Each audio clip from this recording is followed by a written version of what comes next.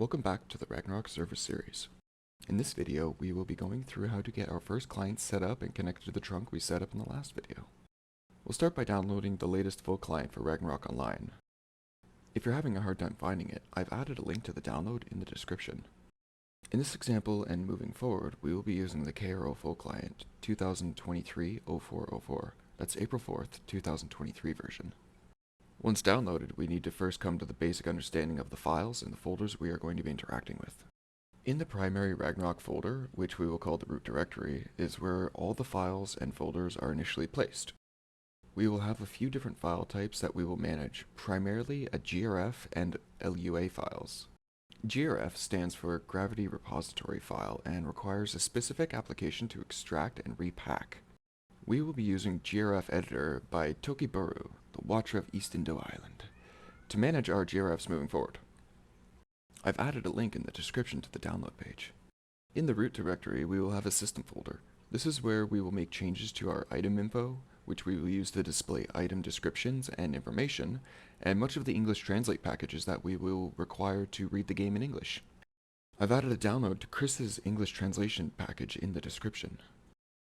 If you downloaded the files from the description, you will notice much less files are included in this package. This is because this package excludes the files that are not needed to run the game that we are building. It also includes an updated GRF to the date of recording this video. Once ready, we can pick what client we want to run.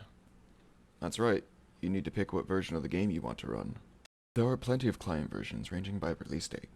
You can find these on nemo.herc.ws/clients. This site holds the collection of released clients for all your private server needs. I've added a link into the description as well. If you're working with renewal, I recommend a client from 2018 or later. This will give you the best compatibility. Moving forward in this series, I will be using client 2022-0406 RAG-EXE. We will also be using Chris's English translation package. So at this point, we should have the R-Athena trunk set up and online, the latest GRF files and folders, GRF editor, Chris's English Translate, and a Ragnarok client from the download list. That's it for the preparation step. It's time to start making our client now. Start by double-clicking or running the executable you downloaded from Nemo's website. It will run a terminal and start downloading the client you requested. When complete, we will be presented with an unedited client for Ragnarok Online. We can patch this client, or in developer terms, we can apply a diff. Diff stands for differentiate, which loosely means to change or modify something. For this process, we have two programs that we can use to patch the client how we want. The applications are Nemo and Warp. In today's example, we will use Warp as it provides a more crashless experience when applying patches.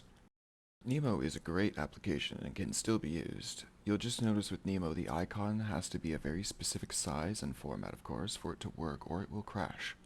The size, I believe, is a 46 by 46 pixels, and it has to be an icon format, which is a .ico. I could be wrong in the size though. For ease of access, we will use Warp, but I'll link both down in the description below. In Warp, we will start by selecting the client we just downloaded. After it's loaded, we will click Load Source to load all the patches.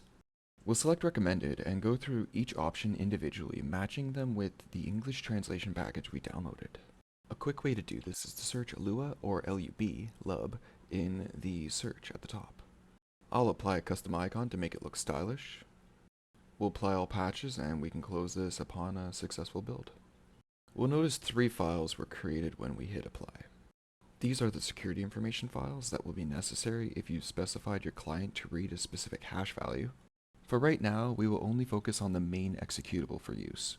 We will rename, then copy this executable and paste it into the Ragnarok folder.